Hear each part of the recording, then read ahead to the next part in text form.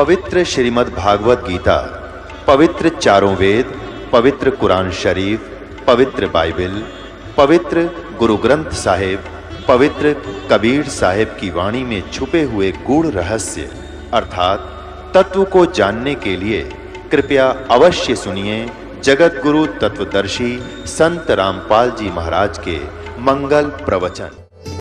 Injection Lavan पिता ले जा, माँ ले जा, भाई ले जा, तो डॉक्टर इंजेक्शन लाओगा तो दर्द तो उसका होगा, और लगाने वाले ने पता है, लवाने वाले ने पता है, और जो पिताजी का उसको भी मालूम है, लेकिन वो दर्द तक कंपलसरी है। वो पीड़ा तो उसने सहन करनी ही पड़ेगी ताकि रोग कटे। तो पुण्यात्माओं, दास तो बताना चाह रहा था, तो क्या मांगा भगवान से? साईं इतना दीजियो जा मैं कुटुंब समावे, हम भी भूखे ना रहें, कोई अतिथि न भूख हो जाए। पहले सारा कुछ खा लिया इसको कि साईं हे परमेश्वर इतना दियो, हम भी भूखे ना रहे। जा मैं कुटुंब समावे। कुटुंब समान का क्या अर्थ है? रिक्वायरमेंट ऑफ द फैमिली, परिवार की आवश्यकताएं पूर्ति हो। जा मैं कुटुंब समावे, और हम भी भूखे ना रहे, कोई अतिथि ना भूखा जाए। तो पुण्यात्मा परमात्मा ने ऐसा एक रोल किया था हमारे लिए। धीरे धीरे आपका विश्वास होगा इस बात का, क्योंकि हिंदुस्तान के अंदर लगभग 70% व्यक्ति कति गरीबी रेखा से नीचे हैं, और ई भी इनका भगवान समझ में आओगा। कैसे आओगा? इनको विकल्प मिलेगा कि कबीर साहब कहते हैं, टोटे में भक्ति करे सोए सही सपूत, ये मायाधारी मस्करे ना जाने कितने जालिए ऊत। अब कहते हैं, राम रटत निर्धन भला, टूटी घर की छान, और वह सुंदर महल किस काम के, जहां भक्ति नहीं भगवान। परमात्मा कहते हैं, एक राम भगत की यानी भक्ति करने वाले की पत्नी जो किसी का नौकरी करके पानी भर का अपना गुजारा कर रही है, कहते हैं वो पनिहार उस राजा की रानी से 100 गुना अच्छी है, जो आज श्रृंगार करके बैठी है। कल वह तक कुतिया बनेगी और या मोक्ष पावेगी और सदा के लिए सतलोक में जावेगी। अपने आत्मा अब ये ज्ञान गले उतरेगा। गरीब तो नो दुखी हो रहा है कि देखियो सुखी, इसके अगर टेलीविजन लग रहा, इसकी बेटी ऐसे बड़े स्कूल में पढ़ रही है, इसने बेटी को इतना धन दे दिया अभी दहेज में, तो गरीब तो नो कुड़ के मर गया। और हम सबसे पहले इस रोग न काटेंगे, ना देना ना लेना। विवाह के अंदर हमने पहला नियम बना रखे हैं, भगत किसी नाम लेना हो तो लो, ना बेशक मत लो। क्योंकि भगत तो भगत बढ़कर आप भक्ति कर सकता है, बकवादों से भक्ति नहीं हो सकती। अब जैसे ब्रह्मा विष्णु महेश का ब्याह करा था उसकी माँ ने, आपको देवी भागवत में कई बार दिखा रखा है और दिखाऊंगा कभी। 3 लड़की अपने वचन से उत्पन्न करके समंदर में छुपा दी, इनको सागर मंथन पर भेज दिया। तीनों को कहा कि जो पहले कोई वस्तु निकले उसको अलग रखना, दूसरी को अलग, तीसरी को अलग। ये तीनों लड़कियां निकली, तीनों की अलग अलग पहचान, नारी नारी लेकर वो आगे माँ के सामने खड़ी कर दी कि ये वस्तु निकली। तो माँ ने कहा कि भाई इसका नाम सावित्री है, ब्रह्मा तेरी पत्नी होगी, जा बेटा तेरा ब्याह कर दिया। फिर विष्णु से कहा कि इसका नाम लक्ष्मी है, सेकंड तो निकली है, और इसका नाम लक्ष्मी है, तेरे साथ ब्याह कर दिया, तेरी पत्नी बेटा घर बसा। और तीसरी उमा को कह दिया, शंकरिया तेरी पत्नी है बेटा, जा तू घर बसा। हो गया ब्याह। ना कोई बाती था, ना बराती, ना कोई जलेबी तारनिया, ना डीजे बजानिया, ये फंड कर रखे। क्या तुम ब्रह्मा विष्णु वैसे ही बड़े हो? तो ये सेट करना पड़ेगा इस बुद्धि को जो हमने खराब कर ली। हम बेटी को भी बाहर बना देते हैं, उसको देते हैं, उसने फिर आगे मन करा पशु बनकर आपका वापस करना पड़ेगा। तो इस तरह भाई अगर तुम भक्ति करोगे तो परमात्मा के फार्मूलों को ही अप्लाई करना पड़ेगा, जब यह प्रॉब्लम सोल्व होगी आपकी। ना तो होए को ना, कितनी कोशिश कर लियो। अब फिर देखना रंग। अब परमात्मा क्या बताते थे कि साईं इतना दीजियो जा मैं कुटुंब समावे, हम भी भूखे ना रहे, तिथि ना भूखा जा। एक समय आपने को बताया दास ने कि हिंदुओं के गुरु, मुसलमानों के गुरुओं ने सभी हिंदुओं को और सभी मुसलमानों को परमात्मा का दुश्मन बना दिया, और उन्हें काट के देख लिया, राजा को कंप्लेंट करके देख ली, कुछ नहीं कर पाए उनका कोई भी, और मर नहीं रहा तो उन्होंने सोचा इसको इतना शर्मिंदा कर दें, ये दुल्हा काशी छोड़कर भाग जा और हमारा सिर दर्द मिटे। इसने तो हमारी रोजी रोटी हराम कर दी, क्योंकि वो दुनिया को बहका के ठग रही थी। परमात्मा अपने बच्चों को देख देख कर रो रहे थे कि देखिए किस मूर्खा के पास बैठे हैं, इनका जीवन नाश करने लग रहे, इनको कख भी पता नहीं। अपना पुणात्माओं किसी बाप का बेटा शराब पी के और ऐसे निकम्मे व्यक्तियों के संपर्क में आ जाकर वो इसने गुंडा बनाकर छोड़ देंगे और इसके सारे धन लूट लेंगे। वो पिता बेटे को समझाया करता है, वो ना मानने तब बैठ कर रोया करता है, इसका भविष्य क्या होगा, ये जेल में जाएगा, इसका जूते लगेंगे, मेरा नाश होगा और सारी उम्र मैं रोऊंगा। अब वो दशा आज हमारे कबीर भगवान की है, जो आपको देख देख रो रहा है। आप ना उसको पहचान पा रहे हो, ना आपको उसकी ज्ञान सुनते हो। आप इन नकलियों के को संतों को संत मान रहे हो और नकली भगवानों को भगवान माने बैठे। तो इसलिए परमात्मा रह रहकर तड़फ रहे, हमारे लिए भटक रहे। तो उन धर्म गुरुओं ने हमारे भगवान के साथ हमारे से कैसे जुल्म कराए, और अंत में उन्होंने क्या सोचा कि कैसा कर दें कि भाग जाए यहां से। उसके लिए उन्होंने एक झूठी चिट्ठी डाल दी, चिट्ठी लिख दी सभी साधु संतों के बाड़ों। बड़े पहले साधु, देखो भक्ति के लिए तो आत्मा भटक रही है, और जो पुण्यात्मा घर छोड़ कर किसी संत के पास आश्रम में रह रहे हैं प्यारी आत्माएं, तो वो तो दिन घर त्याग गया, परिवार त्याग दिया। कई तो ऐसे थे बड़े बड़े धनी के लड़के थे, और वो भी त्याग के आश्रमों में गुरुओं के पास रह रहे थे। भाई अपने भक्ति कराएंगे, पीछा छुड़वाएंगे, क्यों ज्ञान से पता तो लग ही जाता थोड़ा बहुत। तो वो तो भगवान की आत्माएं थी, वो भी उनको कैसे शरण में लेता, वो सुन के भी राजी ना थी। वहां पर कोई बड़न भी ना दे कबीर साहब को अपने आश्रम में, क्योंकि दुल्हाए के घर जन्म तो नहीं, दुल्हाए वाला कर्म करते थे। अब दाता देखो, वह दुष्ट लोग तो सोचे थे कबीर साहब की वीरान मट्टी कराएंगे, भागेगा, और लीला खेल सतगुरु का। अब उन्होंने झूठी चिट्ठियां डाल दी सब संतों के पास कि काशी में कबीर पुत्र नीरू और काशी नगर और 3 दिन का भंडारा और सारी सुविधाएं मिलेंगी उसमें, लाडू जलेबी कचौड़ी पकौड़ी खीर बूरा, और सीधे भी देगा, सीधे सूखे सीधे बोला कर, जैसे आटा घी और सारा कुछ अलग से दिया कर, सूखा उसने सीधा बोला कर। और दोहर देगा, दोहर माने बहुत सुंदर कंबल टाइप हुआ करती खद्दर की दोहर, उसमें 1 नंबर का होता था दोहर, जो सर्दियों में उड़ा जाता था। और 1 असरफी एक बार के खाने के बाद कबीर सेठ देगा। अब सब अपने सारे शिष्यों को, लूला लंगड़ा था उसको बिठा लिया कि चल 3-3 बार रोटी खाइए, और 3-3 बार दौड़ मिलेंगी, और 3-3 बार सरबी मिलेंगी, और सूखा सीधा भी ले लियो। अब इस भावना से कहते हैं 18 लाख व्यक्ति आगे एक गरीब जुलाहे के द्वार पर अतिथि। अब रविदास जी सुबह सुबह घूमने के लिए निकले वक्त से। रविदास जी और कबीर साहब जी का विशेष मेल था, वो अधिकतर साथ ही रहा करते थे। रविदास जी ने काफी कबीर साहब की बात को स्वीकारा था। तो रविदास जी ने पूछा, महात्माओं आज कैसे आना हुआ आपका, इतने संख्या में कैसे आए हो? उससे पहले कईयों ने पूछ लिया था उनको। तो रविदास जी से कहने लगे, काशी वालों तुम कौन सी दुनिया में रहते हो, तुम्हें पता नहीं, हम इतनी दूर से आगे हैं। एक कबीर पुत्र नीरू का पुत्र है, और उसने भंडारा करेगा 3 दिन का। रविदास जी ने पूछा कि आपको कैसे संदेश मिला, कि चिट्ठी हमारे पास देखो। रविदास जी समझ गए कि इनका और दाव न लगा, तो दुष्टों ने यूं कर दिया काम। तो रविदास जी परमात्मा के पास आए और मायूस से थे। परमात्मा से अपने पूछा, क्या बात रविदास जी? कहने लगा, जी जुल्म कर दिया नालायकों ने। क्या तो काशी छूटेगी अपनी?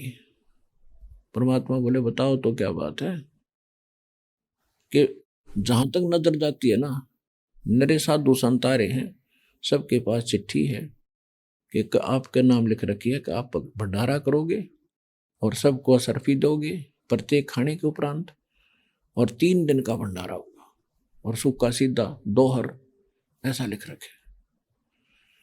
वो तो करे वो रही थी सारा खेल कर, उन तो क्या छुपा था। लेकिन हम जिस दिन ऐसे पहचान लग जाएंगे भगवान को, फिर हम भगता बन जावांगे। रविदास जी गणे चिंतित हो गए। परमात्मा बोले नो कर, कुंडा बंद कर दे और बैठ जा, माला ले हाथ में। सुमन से सुख होता, सुमन ते दुख जा, कह कबीर सुमन करने ते, और भाई सारा संकट टल जा। आप बैठ जा, भक्ति कराएंगे। और मैं ऐसे करूंगा रविदास, यो दिन पूरा कर लूं और कल रात को अपने सारे परिवार को लेकर मैं चला जाऊंगा यहाँ से, रात को कहीं और चला जाऊंगा, तो रोज दुखी करेंगे। रविदास जी बोले जी तो दुख आज तो जुल्म कर दिया, न कति हद कर रखी है। बोला बैठ जा तू। वो आप जो संकट जिसके आसरा हम बैठे हैं वो बालक थोड़ा ही है। यानी पुण्यात्मा हमें परमात्मा समझाना चाहते कि आपत्ति में रोए काम चले नहीं, आप कुछ कर नहीं सकते, रो लो चाहे हंस लो, लेकिन जैसे भी दुखी सुखी उस मालिक के नाम ने जरूर संभाल लेना कभी कभी उस दुख में भी, फिर देखना मालिक कैसे करेगा।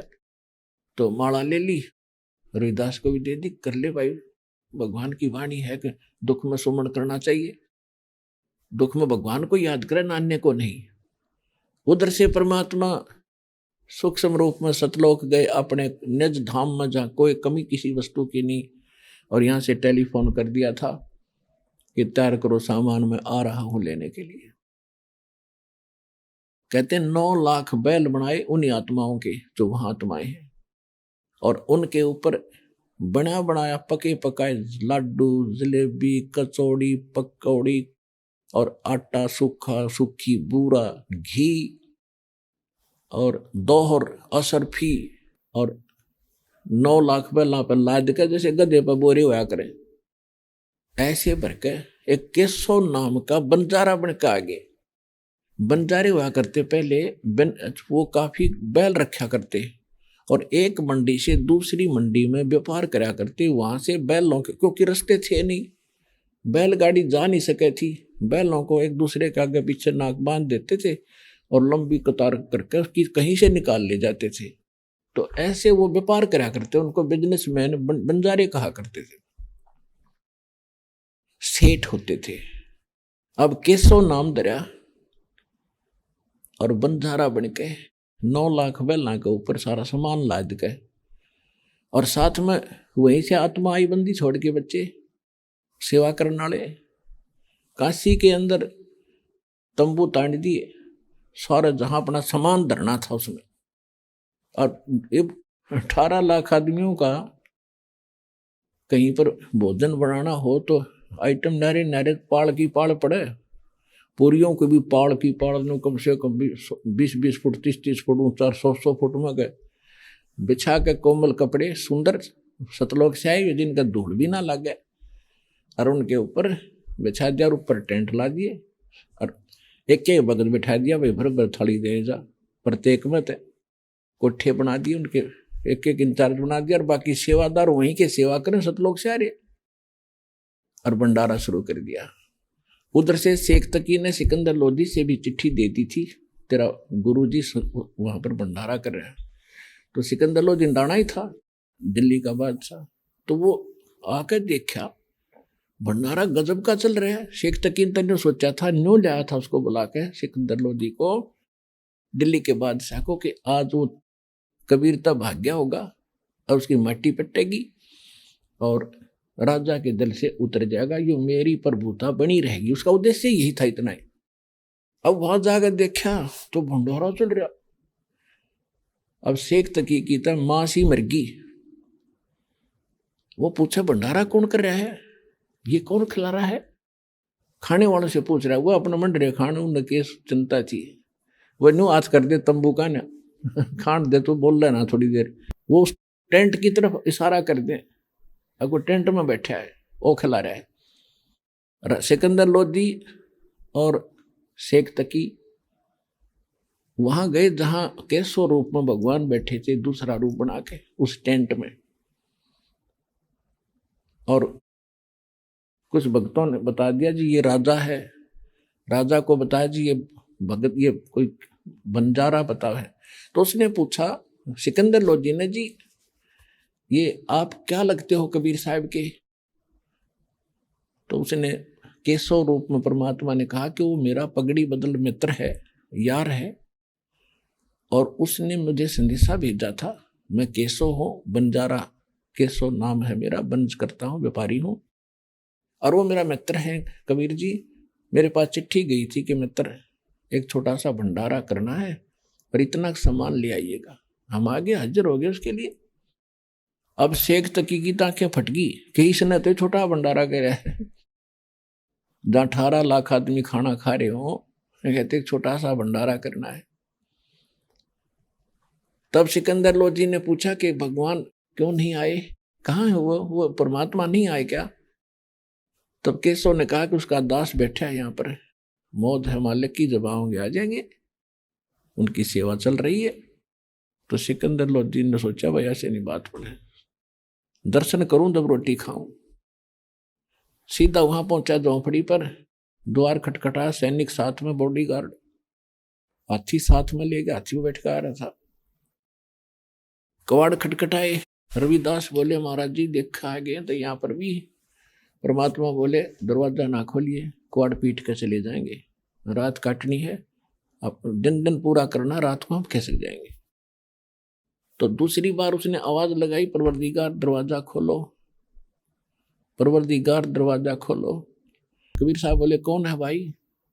कि मैं हूं आपका दास सिकंदर, दिल्ली का आपका नौकर और जनता का राजा। महाराज परमात्मा अंदर से बोले कि राजन मैं दरवाजा खोलो नहीं, ये दुश्मन मेरा पीछे लाग लिए, ये मुझे जीने नहीं देते, मैं इनका भला सोचूं, ये मेरा बुरा कर रहे।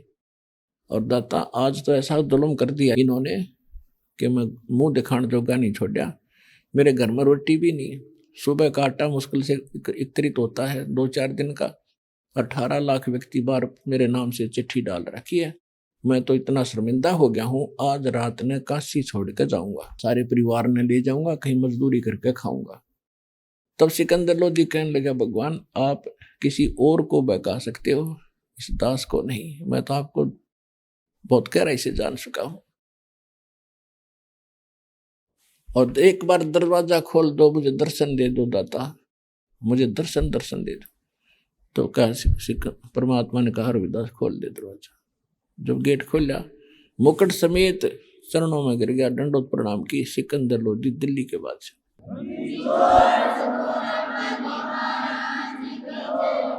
मुकुट कहीं गिरा जा करके, आंखों में आंसू भर आए और कहने लगे परवरदिगार आपने कैसा रंग लगा रखा भगवान, एक बार चल कर देखो। आपके दर्शनाभिलाषी सभी भक्त संत भोजन कर रहे हैं और पूछ रहे हैं वो कौन है कबीर, एक बार दर्शन तो दे। इसे महापुरुष के दर्शन से भी दुख दूर होते हैं, जो इतना बढ़िया भंडारा दे रहा है। खाना खाते ही सीधा नारा, दोहर अलग से, और असर भी उसके ऊपर, सोने की मोहर 10 ग्राम सोना एक बार में, और सब ले लेकर जा रहे हैं। एक आधा बेईमान तो 6 रोटी खाई और 6 बजे दिया उनको, ले लो बेवकूफ, मर लो तुम। अब परमात्मा से प्रार्थना की एक बार दर्शन दो दाता, आपके दर्शन के लिए भटक रहे हैं। तब परमात्मा बाहर निकले, कहते हैं आकाश से फूल बरसन लागे मालिक के ऊपर, कबीर साहब के ऊपर आकाश से फूल बरसन लागे, और सुंदर मुकुट अपने आप आकर मालिक के सिर पर रखेगा सतलोक से। बोल सतगुरुदेव।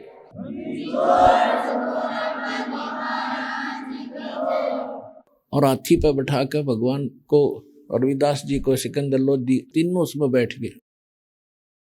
सिकंदर लोधी चौड़ कर रहा भगवान के ऊपर, जैसे एक सेवक कराया करे अपने गुरु के ऊपर, और सारे भंडारे में घुमा दिया। सब देख रहे कौन सा है कबीर के, वो बैठा जिस पर राजा चंवर करे। अच्छा भाई ये तो कोई तगड़ा आदमी होगा जब राजा चंवर करे। राजा की तो कोई इतना सुख दे रखा था दाता ने, ये तो मृत्यु अपने आखिरी सांस गिना था सिकंदर लोधी, जब आशीर्वाद से इसको रोग, असाध्य रोग दूर किया था, और भी इसको संसारिक अपने जो राज के संकट थे वो भी दाता ने छू मंत्र कर दिए थे। वो तो भगवान से ऊपर मान रहा था। तो सारा घूम कर फिर आगे वहां जहां केशव बैठा था, उस टेंट में उतर के उस टेंट में जब गए, एक उस टेंट के अंदर अपने आप पलंग बिछ गया सुंदर, अपने आप उसके ऊपर आसन सफेद कलर का सुंदर, उसके हीरे पन्ने चारों तरफ नीचे झालरों में जड़े हुए, आंखों आगे गद्दा गदौन लाग रही। और सिकंदर लोधी और शेख तकीर सारे देखे हैरान हो गए। अब परमात्मा की लीला थी, उधर तो ध्यान नहीं दिया। केसो खड़ा हो गया कि मित्र क्यों कष्ट किया, आपका दास यहाँ बैठा था। कि कोई बात ना मित्र, आपका बड़ा एहसान है मेरे ऊपर, आपने मेरी आपत्ति टाल दी। ना ना ऐसा मत कहो, आप तो सर्वशक्तिमान हो, आप छुपाए बैठे हो। यानी अपने ही दो रूप बना के दाता ने अपने बच्चों को ज्ञान समझाया। 18 लाख वो भक्त संत जो घर छोड़ कर भटकते फिरे थे, वो भी तो उसकी आत्मा थी। और उन दुष्ट लोगों ने तो जुल्म करना चाहा, और परमात्मा ने कैसी लीला करी। 24 घंटे तक खड़ा होकर सत्संग सुना दाता। 18 लाख में तो कम से कम 10 लाख ने नाम लिया दाता के चेले हो गए, उनको सहारा दे दिया।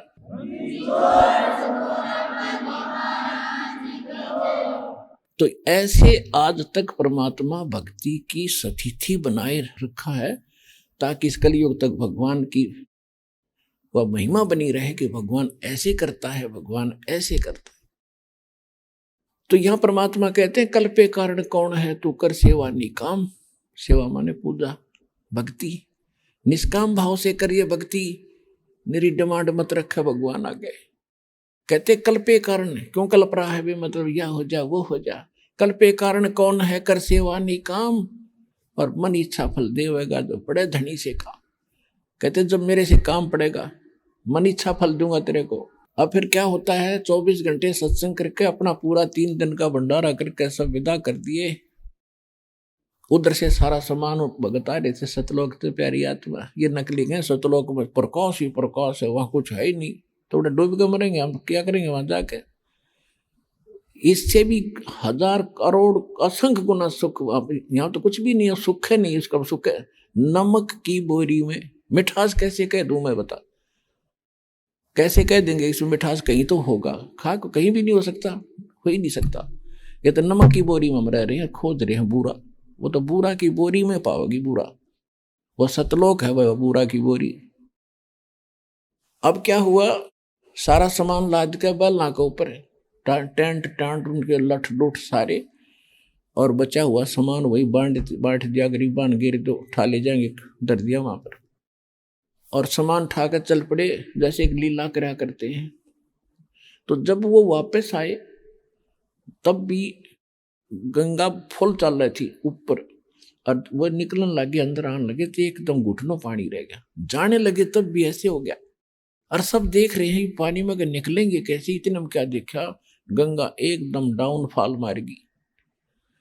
सबने सोचे वह कि तक क्या हुआ, हो गया होगा कि तो पानी कम इसका, उधरती सूत बैठ गया इनका। अब जब वो 9 लाख बैल बाहर निकल गए, उनके साथ 1 लाख कम से कम सेवादार भी थे, वो जान लग रहे।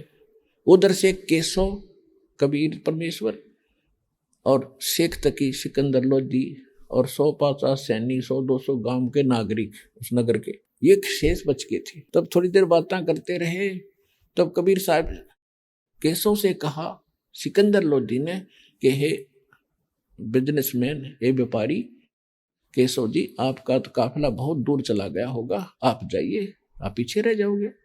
ऐसे देखने लगे सारे मुड़ के, कहां सी चाली आ रहे देखे तो, ना कोई बंजारा ना कोई बैल, सारा खाली समाना पड़ा। तब सिकंदर लोधी ने पूछा भगवान वो कहाँ गई सारी इतनी, क्योंकि 9 लाख बैल तो 2 किलोमीटर 4 किलोमीटर से बिना खत्म, उनका लाइन खत्म हो 4 ला दे तो भी।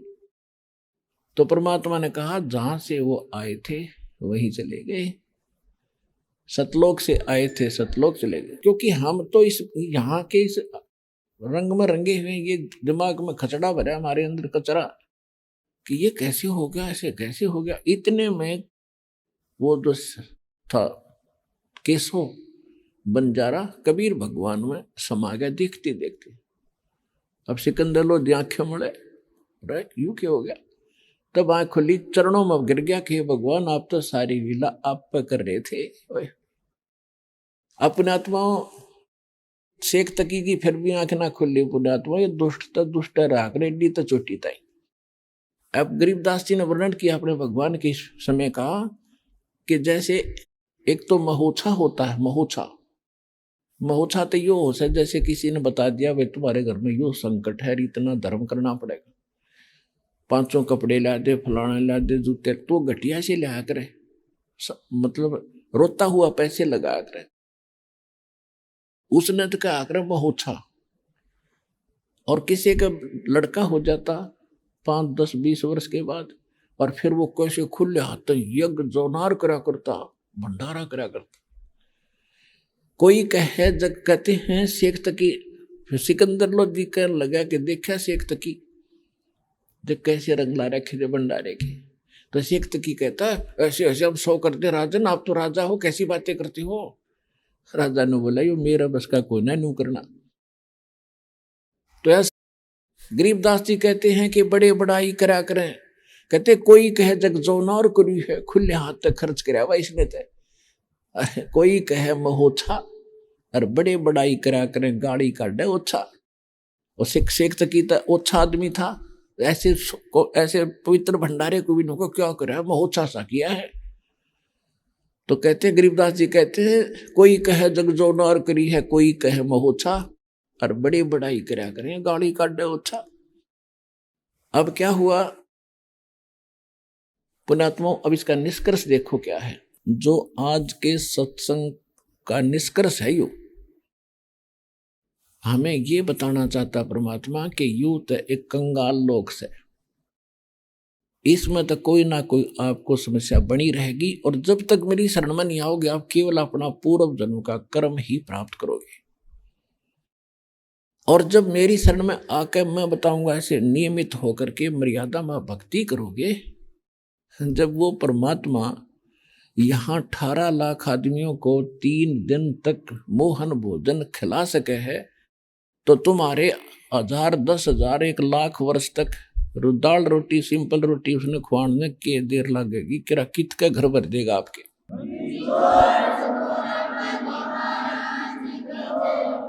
और ये उसने प्रोग्राम बना दिया, क्योंकि जैसा आप करोगे सत भक्ति उसका फल वो अवश्य देगा। सतलोक तो भेजेगा, यहाँ तो कुछ है नहीं कंगालों के पास। ये तो आप एक रेस्टोरेंट के मालिक हैं, यहाँ के ब्रह्मा विष्णु महेश्वर निरंजन 2 ब्रह्म तक होटल बनाए बैठे, स्वर्ग पुरोग ये महास्वर्ग जिसको ब्रह्म लोग कहते हैं। तो अपने बच्चों के लिए ये उनको ऐसे कर्म करा रहा है, उसके बदले में सतलोक तो भेजेगा। और पूरी पृथ्वी पर एक बहार आवेगी जब सब भक्ति करने लग जाएंगे। देखो इस समझदार ने संकेत बहुत होता है। जो व्यक्ति 18 लाख व्यक्तियों को और 3 दिन तक, जो भगवान 3 दिन तक मोहन भोजन खिला सकता है, तो पूरी पृथ्वी पर कितने होंगे? 4 अरब, 5 अरब, 10 अरब उसने के देरी लगेगी। यानी भक्ति करोगे तो यू काम करेगा और आपको मोक्ष भी देगा।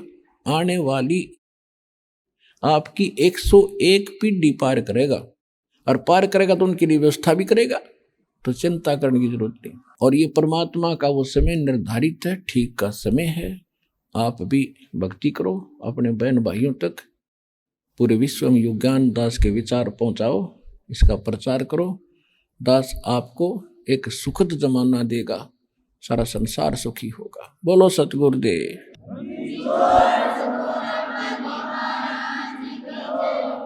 परम पिता परमात्मा पूर्ण ब्रह्म सर्व सृष्टि रचनहार कबीर परमेश्वर, कबीर साहिब जी की असीम रजा से आप सभी पुण्यात्माएं सत्संग सुनने के लिए उपस्थित हुए।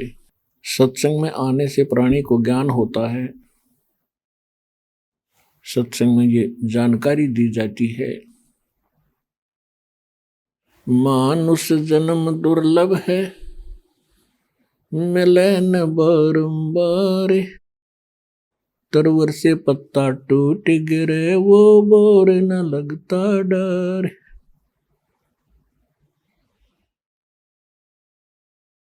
मानुष जन्म पाय कर जो नहीं रटे हरि नाम, जैसे कुआ जल बिना भाई बनवाया क्या काम।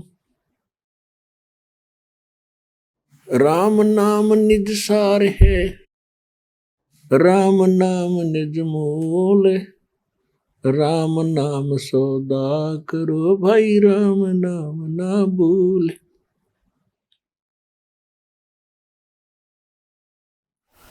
दुख में सुमरण सब करें, सुख में करे ना कोई, जय सुख में सुमरण करें तो दुख कहे को होवे। कबीर सुख में सुमरण किया नहीं, दुख में करते याद, कहें कबीरता दास की भाई कौन सुने फरियाद।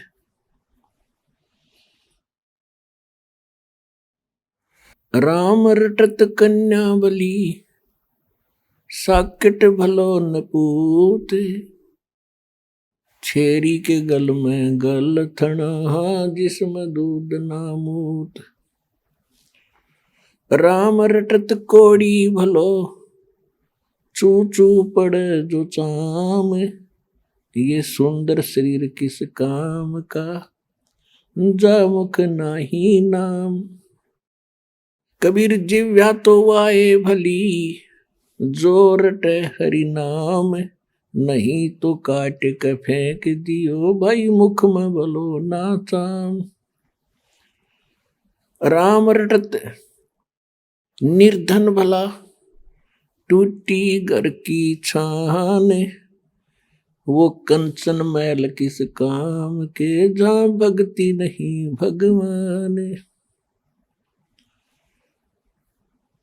परम पिता परमात्मा ने स्वयं ही आकर के अपने बच्चों को यथार्थ ज्ञान देना पड़ता है। हम ऐसे जालिम लोक में रह रहे हैं, हम ऐसे जालिम स्वामी के लोक में रह रहे हैं जो हमेशा हमें मिसगाइड करता है। हमें दुख के अतिरिक्त वो कुछ नहीं दे सकता और हम उसको अपना मालिक मानकर अभी तक उसी की पूजा और उसी के पुत्रों को भगवान मान के आश्रित रहे, जिस कारण से हमने असंख्य जन्म हो गए यहाँ पर जन्म और मृत्यु के कष्ट को उठाते हुए। तो परमात्मा ने आके हमें ज्ञान दिया है कि जिस लोक में आप रह रहे हो, ये लोक आपका नहीं है, ये घर आपका नहीं है, यह संपत्ति आपकी नहीं है। यह भूल भारी लगी है आपको, क्योंकि आपको सत्संग नहीं मिला।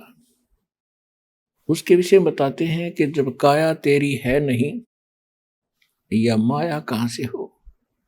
जब आपका शरीर आपका नहीं है तो इस माया को चपटा बैठा, बैंक बैलेंस बनाने लग रहा, बड़ी बड़ी कोठी बना के प्रसन्न हो रहा, कल मृत्यु हो जाएगी, परसों कुत्ता बनकर उसको ठीक है चारों तरफ घूम रहा होगा, कोई अंदर ना जान दे आपने।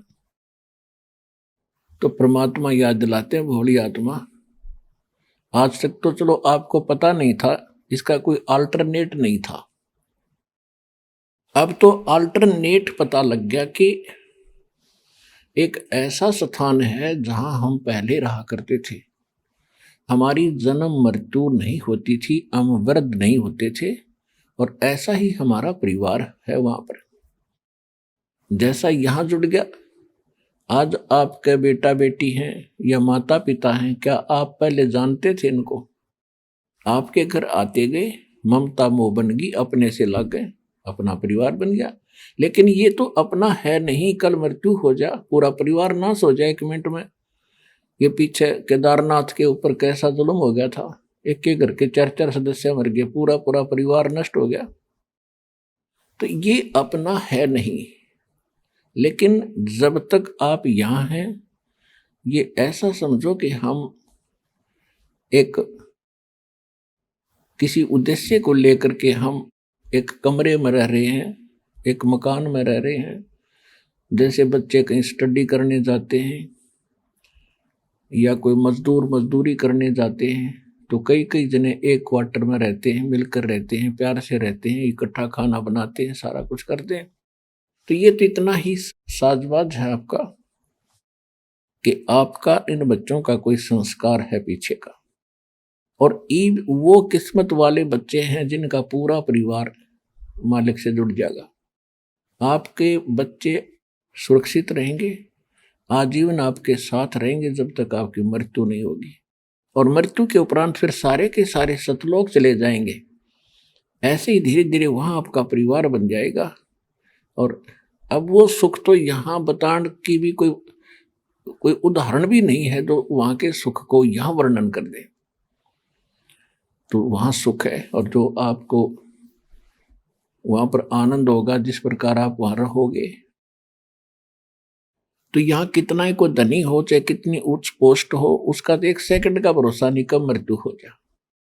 तो पहले तो ये बात आपके दिल में इस सत्संग के माध्यम से जचाई जाती है, विश्वास दिलाया जाता है कि ये लोक आपका नहीं है, यहाँ आपका स्थायी स्थान नहीं है। और ये आपको भी आसानी से पता हो जाएगा, ये ज्ञान सुनते हैं। पहले तो वैसे ऊपरले मनते हैं, हाँ भाई एक दिन सब ने मरना है, हम नहीं मरना है। लेकिन अब ये होगा कि मरना तो बात अलग है, वो तो यूनिवर्सल ट्रूथ है, सब ने पता है। लेकिन मर के हम जाएंगे कहाँ? ऐसे स्थान पर जाएंगे जिसकी आज तक ऋषि महर्षियों को भनक भी नहीं लगी, और आसानी से जाएंगे। इन परिवार के अंदर रहते हुए हम भक्ति करके सतलोक जाएंगे।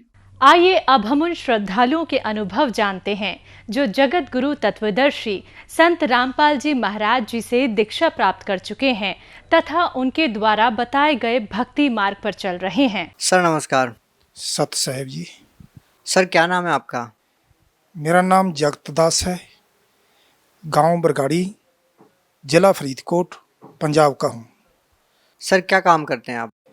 पहले मैं बिजली बोर्ड में एजेई लगा हुआ था, वहाँ से रिटायर होकर अब घर में ही हूँ। सर संत रामपाल जी महाराज जी से कब जुड़े आप? संत रामपाल जी महाराज जी से मैंने 25 जनवरी 2013 को नाम दीक्षा ली है। सर संत रामपाल जी महाराज से नाम दीक्षा लेने से पहले आप क्या भक्ति साधना करते थे? 1 जनवरी 1996 को मैंने दिव्य ज्योति जागृति संस्थान से नाम दीक्षा ली, और वहाँ से ही मैंने जनवरी 1997 में प्रचार करना शुरू कर दिया। और अक्टूबर 1997 में मुझे महाराज आशुतोष जी ने आगे नाम दीक्षा देने की अनुमति दे दी। और ऐसे चलते चलते मैंने 2003 में अपनी नौकरी छोड़ दी और आश्रम में समर्पित हो गया। वहाँ प्रचार भी करता था, वहाँ सत्संग करता था और नाम दीक्षा भी देता था। सर आपने बताया कि आप पहले आशुतोष महाराज से जुड़े और आशुतोष महाराज जी ने आपको नाम दीक्षा देने का आदेश दिया, यानी कहा जाए कि आप एक धर्मगुरु बने और आपने लोगों को नाम दीक्षा देना शुरू किया। सर आपने अपने जीवन काल में कितने लोगों को नाम दीक्षा दी और कितने आपने सत्संग किए? सत्संग तो मैंने इतने सालों में तकरीबन 2000 के करीब कर दी होगी, और नाम दीक्षा भी बहुत लोगों को दी, जहाँ जहाँ जाते थे देते थे। सर आप खुद एक धर्मगुरु थे, खुद एक आप संत थे, खुद नाम दीक्षा देते थे, तो फिर संत रामपाल जी महाराज के शरण में आने की क्या जरूरत आन पड़ी? नहीं, हम संत नहीं थे, हम तो उनके प्रीचर थे, उनकी अनुमति पर ही नाम दीक्षा देते थे। इस पीरियड में मैं बहुत ध्यान साधना करता था, जिसके ज़्यादा बैठने के कारण मेरे पेट के नीचे हिस्से में दर्द हो गया, और उसके बारे में मैंने बहुत दवाई ली, एक्सरे कराई, स्कैनिंग कराई, बहुत डॉक्टरों के पास गया, आशुतोष जी से भी विनती की, मगर वो ठीक नहीं हुई। इस कारण मैं फिर सत्संग कम करने लगा और घर में चला गया, वहाँ इलाज भी कराता रहा। एक दिन क्या हुआ कि एक सिख आदमी आया, उसने मुझे आशुतोष अपने रामपाल महाराज जी की एक बुक दी। उस बुक को पढ़ने के बाद मैं रामपाल महाराज जी के आश्रम सतलोक आश्रम बरवाला में गया और वहाँ से नाम दीक्षा ले ली। सर आप खुद नाम दीक्षा देते थे, आपके पास मंत्र जाप थे, आप कौन से मंत्रों का जाप करते थे जो आशुतोष महाराज जी ने आपको दिए? दिव्य ज्योति जागृति संस्थान में 4 किस्म की क्रियाएं कराई जाती है। एक तो है कानों वाली, उससे कानों को बंद करके अनहद वाणी सुनाई जाती है। आंखों को बंद करके प्रकाश दिखाया जाता है और खिचड़ी मुद्रा लगा के नाम का सिमरन करते हैं, सोहम नाम का सिमरन करते हैं। और सो जब श्वास ऊपर लेके जाते हैं, हंग जब श्वास छोड़ते हैं, ये 4 क्रिया कराई जाती है। सर आपको आशुतोष महाराज जी ने नामदान देने की आज्ञा दी, आप खुद नाम दीक्षा देते थे, तो फिर सर आपको उन मंत्रों का लाभ क्यों नहीं मिला, क्यों आपको बीमारियों ने घेरा? ये बात पहले तो हमें समझ में नहीं आई। जब हम किसी परिचर साथी से जहाँ महाराज जी से पूछते थे तो कहते थे ये आपके कर्म है, ये तो भोगने पड़ेंगे। और जब मुझे किताब मिली संत रामपाल जी महाराज की, उसको पढ़ा तो फिर मुझे पता चला कि हम तो जो भक्ति कर रहे हैं ये नीचे स्तर की भक्ति है। ब्रह्म तक की बात करते थे वो। हम ग्रंथ को भी पढ़ते थे तो उसमें पार ब्रह्म, पूर्ण ब्रह्म की बात आती थी। उसके बारे में मुझे ज्ञान पहले नहीं था। जब मैंने ज्ञान गंगा पुस्तक पढ़ी तो उसमें पता चला कि ब्रह्म एक नहीं है, जो 3 निरंजन ब्रह्म है, परब्रह्म है और एक पूर्ण ब्रह्म है। तब मेरे अंदर ऐसी जिज्ञासा उठी कि मुझे भी पूर्ण ब्रह्म का ज्ञान होना चाहिए। और जिस दिन मैं किताब पढ़ ली तो मैं सारी रात रोता रहा कि संसार के सुख भी छोड़ दिए, नौकरी छोड़ दी, और आगे मुझे पूर्ण ब्रह्म परमेश्वर का ज्ञान अभी तक मिला नहीं। पता नहीं मेरा जीवन ऐसे बर्बाद हो जाएगा। फिर मैं अगले ही दिन संत रामपाल जी महाराज जी के पास सतलोक आश्रम बरवाला जिला सार में पहुंचा। वहां जाकर नाम दीक्षा ली। सर लाखों लोग देवी ज्योति संस्थान से जुड़े हुए हैं, आशुतोष महाराज जी को फॉलो करते हैं। आप खुद एक, जैसे कि आपने बताया कि आप एक परिचर्य, आप खुद नाम दीक्षा देते थे। सर आप उन लोगों को क्या कहना चाहेंगे जो लोग देवी ज्योति संस्थान से जुड़े हुए हैं और ये सोच के उनसे नाम दीक्षा लिए हुए हैं कि उनको एक मोक्ष मार्ग मिलेगा, जब आप खुद ही उनकी भक्ति से सेटिस्फाई नहीं हैं, आप खुद नाम दीक्षा देते थे, तो उन लोगों का क्या होगा? आखिर वो लोग ये क्यों नहीं समझ पा रहे हैं कि आप लोग सही भक्ति में लगे हुए हैं या नहीं लगे हुए, या आपको कोई गलतफहमी हुई है? क्या कहना चाहेंगे? आज संसार में देखा जाए तो जो भी जहाँ भी जाता है उसको ही बड़ा मान रहा है, उसके आगे जानने की कोई कोशिश नहीं कर रहा है। उनको समझाएंगे, बताएंगे तो भी जल्दी से वो छोड़ने को तैयार नहीं है। मैं मेरे भाइयों को बेनती करूँगा कि वो संत रामपाल जी महाराज के सत्संग प्रवचन जो चैनल पर आते हैं वो सुने, निष्पक्ष होकर सुने, और उनके द्वारा रचित धार्मिक पुस्तक है ज्ञान गंगा, उनको पढ़ें। 1 बार, 2 बार, 3 बार पढ़ें और पढ़ने के बाद मेरी तरह निर्णय लें कि आपने ब्रह्म तक की भक्ति करनी है या पूर्ण ब्रह्म परमेश्वर के पास जाकर सदा के लिए मोक्ष कराना है। पढ़ने के बाद, ज्ञान को जानने के बाद संत रामपाल जी महाराज की शरण में आकर इस ज्ञान को प्राप्त करें। सर देखिए, आज तक संत रामपाल जी महाराज पर आरोप लगे थे कि वो अन्य धर्मगुरुओं की निंदा करते हैं, तो सर आज आप खुद ही आशुतोष महाराज की भक्ति पर प्रश्न चिन्ह खड़ा कर रहे हैं। क्या आपके ऊपर भी ये आरोप लगाना उचित होगा कि आप आशुतोष महाराज की निंदा कर रहे हैं? देखो, ये बात निंदा की नहीं है। हम पहले सभी लोग पढ़ने लगते हैं तो प्राइमरी पास करते हैं, मगर उसको पकड़ के बैठ नहीं जाते। फिर मिडिल करते हैं, हायर क्लासेस जाते हैं, कॉलेज जाते हैं। जो जहाँ भी जाते हैं हम उनकी निंदा नहीं करते, उनको ये बताते हैं, ये नहीं कहते कि उनका मार्ग गलत है, ये बताते हैं कि भाई ये मोक्ष का मार्ग नहीं है, उनका मार्ग मोक्ष का नहीं है। नीचे की भक्ति करते हैं, वो बुरे कर्म भी चढ़ाते हैं, ये तो हो सकता है, समाज सुधारक हो सकते हैं, मगर पूर्ण मुक्ति का जो मार्ग है, पूर्ण ब्रह्म परमेश्वर की जो भक्ति है, वो संत रामपाल जी महाराज जी के पास है। उनके पास जाकर जो भक्ति करेंगे तब ही हमारी मोक्ष होगी, ये निंदा नहीं है। सर बड़ी विचित्र बात है कि इतना बड़ा पंथ दिव्य ज्योति संस्थान वो लोगों को ऐसी भक्ति विधि बता रहा है जो पूर्ण नहीं है, और एक संत रामपाल जी महाराज जी जिन्होंने कुछ ही साल पहले सतलोक आश्रम बरवाला में एक अद्भुत भक्ति साधना प्रारंभ की और लोगों को दुखों से निजात दिलाने लगे। सर लोग कैसे समझेंगे कि संत रामपाल जी महाराज जी पूर्ण संत है, क्योंकि संत रामपाल जी महाराज की वेशभूषा को देख के नहीं लगता कि वो संत है। जैसे कि दिव्य ज्योति संस्थान में उनके जो परिचर हैं आशुतोष महाराज जी जो थे, उनका जैसे भी वेश था, उनकी वेशभूषा को देख के लगता है कि वो एक संत है। लेकिन संत रामपाल जी महाराज की भक्ति विधि आप लोग बता रहे हैं कि सही है, लेकिन उनको देख के ये नहीं लगता कि वो एक संत है। क्या कहना चाहेंगे, एक वेश का होना क्या एक संत को प्रमाणित करता है कि वो एक संत है? महापुरुष कहते हैं, वेश पेश मत भूलिए, पूछ लीजिए ज्ञान। संत की पहचान वेश से नहीं होती, वेशभूषा तो कोई भी बना सकता है। संत की पहचान उसके ज्ञान से होती है। इसलिए जे संत रामपाल जी महाराज जी की पहचान करनी है तो उसकी पहचान ज्ञान से हो गई। जो उनका ज्ञान है वो उनके ज्ञान की जो विधि है, जो तरीका है, वो हमारे चारों वेदों के अनुसार है, श्रीमद् भगवत गीता के अनुसार है, बाकी धर्म ग्रंथों के अनुसार है।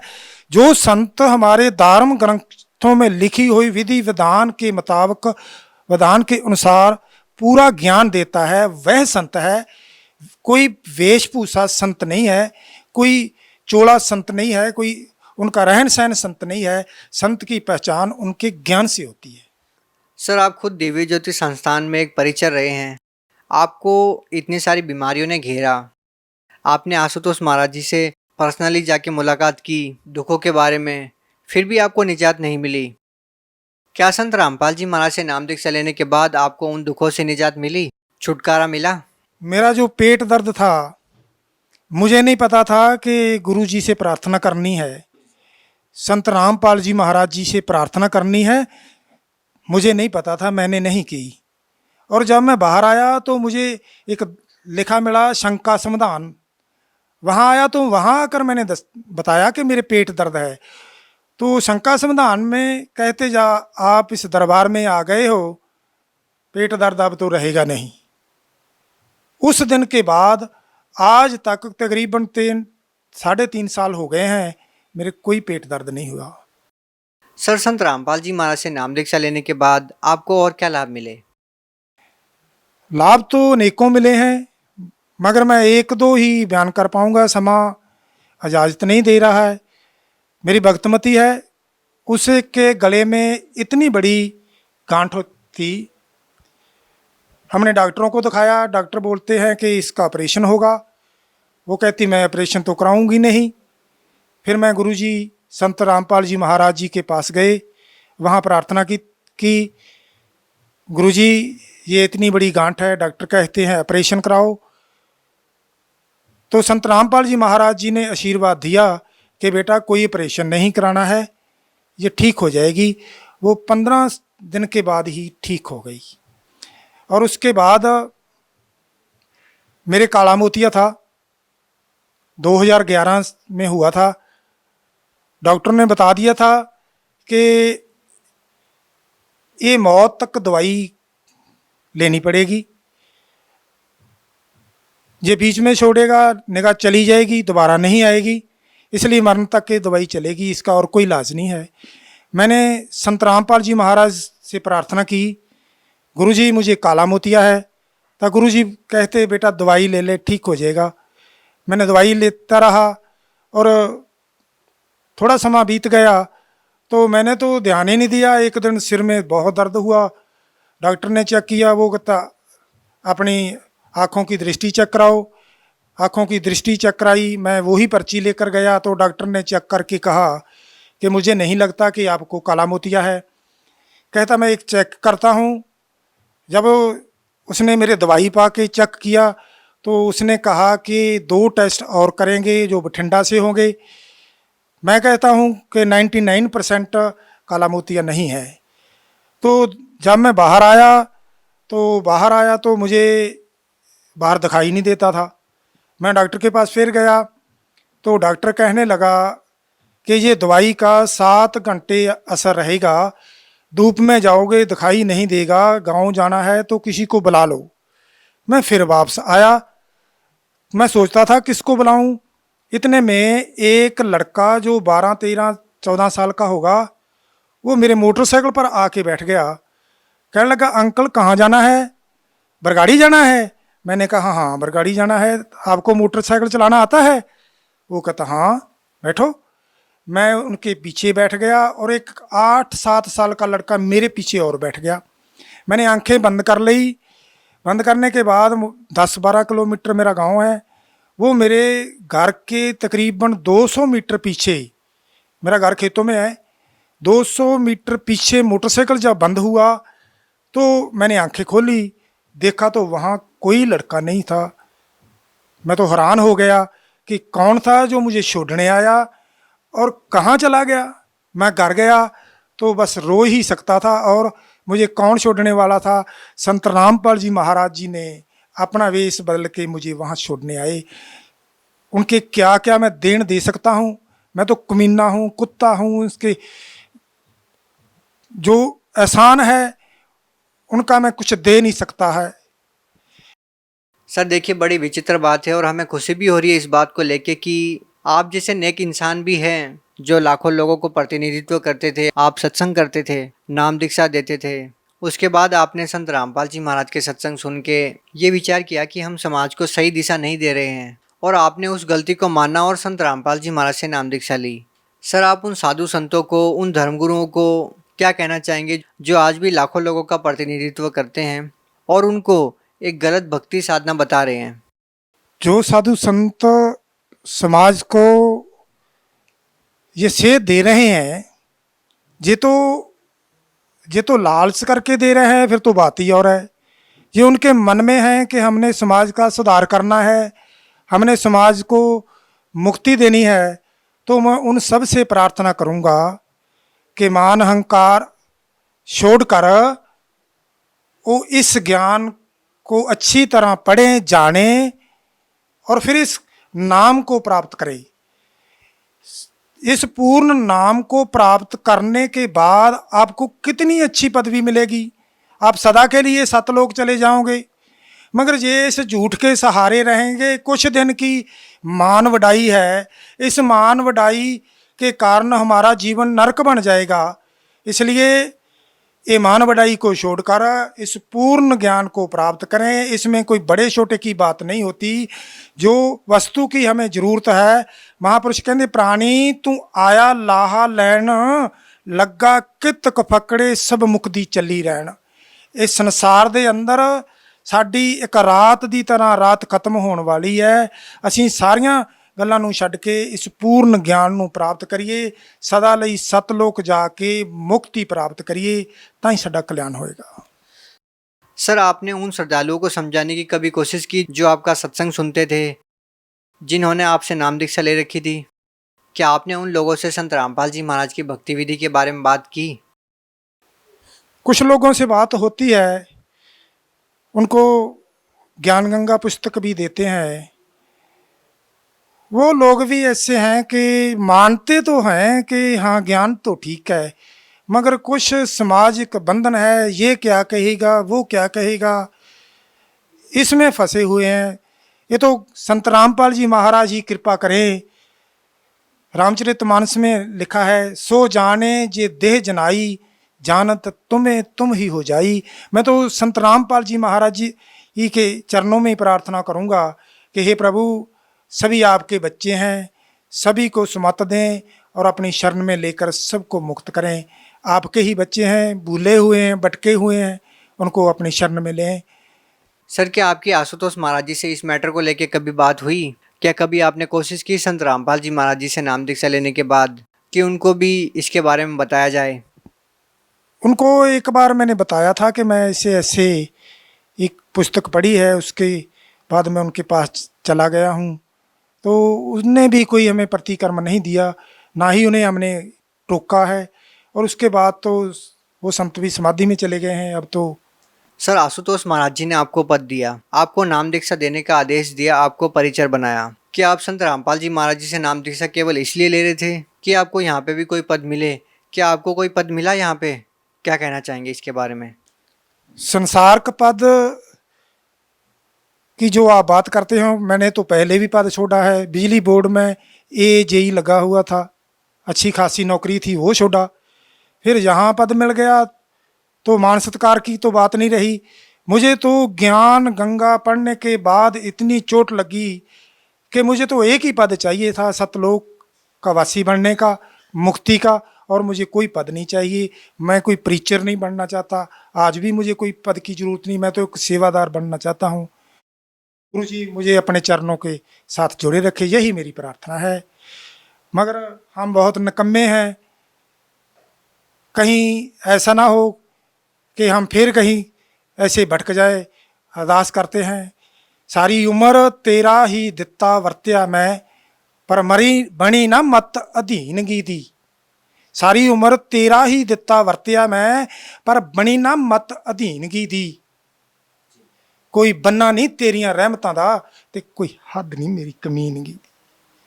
जी, बहुत अच्छी बात आपने कही कि इतना सब कुछ आपके पास होते हुए भी आप आज संत रामपाल जी महाराज से नाम दीक्षा लेने के बाद इतनी आधीनी से भक्ति कर रही हैं। वाकई में संत रामपाल जी महाराज ने आपको सही भक्ति विधि बताई है।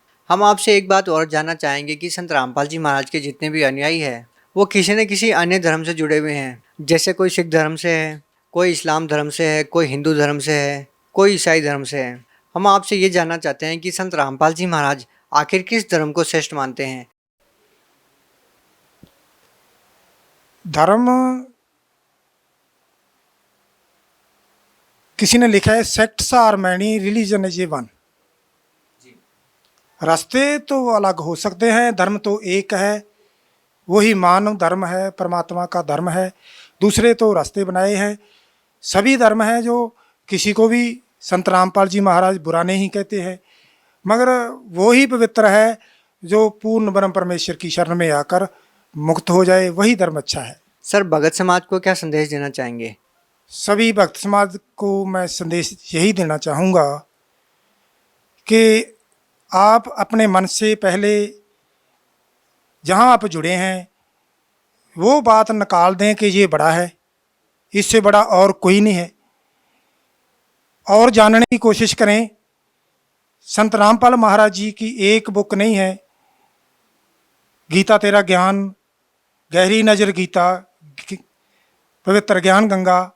जहाँ सत्संग सुने, सत्संग सुनने के बाद उसको पूरी तरह जान लें कि पूर्ण ब्रह्म का ज्ञान क्या है, उसके बाद ही संत रामपाल जी महाराज जी की शरण में आकर ये ज्ञान प्राप्त करें और मुक्ति को प्राप्त करें। जहाँ गया हुआ मनुष्य दोबारा इस संसार में नहीं आता, सदा के लिए मुक्त हो जाता है, ऐसा ज्ञान प्राप्त करें।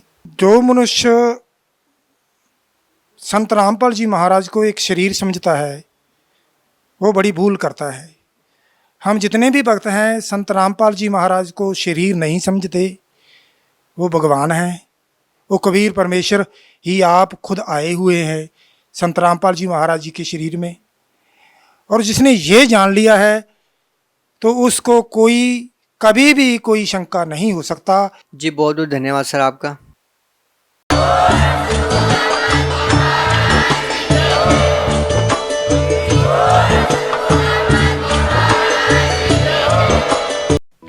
आप सुन रहे थे जगत गुरु तत्वदर्शी संत रामपाल जी महाराज के मंगल प्रवचन। अधिक जानकारी के लिए संपर्क करें।